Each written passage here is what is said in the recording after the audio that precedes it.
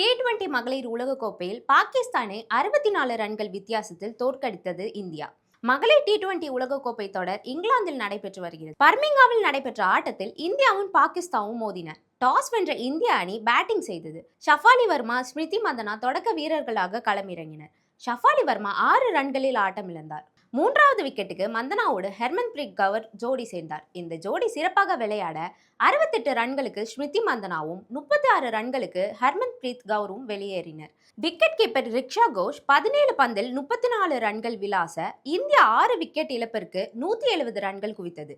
171 ரன்கள் அடித்தால் வெற்றி என்ற இலக்குடன் பாகிஸ்தான் விளையாடியது. இந்தியாவின் பந்து வீச்சை எதிர்கொள்ள முடியாமல் பாகிஸ்தான் வீராங்கனைகள் திணற தீப்தி சர்மா அபாரமாக பந்து வீசி 4 ஓவரில் 10 ரன்களை மட்டுமே கொடுத்து 5 விக்கெட்டுகளை சாய்த்தார். 17 ஓவர்களில் 106 ரன்களுக்கு அனைத்து விக்கெட்டுகளையும் இழந்த பாகிஸ்தான் 64 ரன்கள் வித்தியாசத்தில் தோல்வியை தழுவியது. இந்தியாவின் வெற்றிக்கு காரணமான தீப்தி சர்மா ஆட்ட நாயகி விருதை பெற்றார்.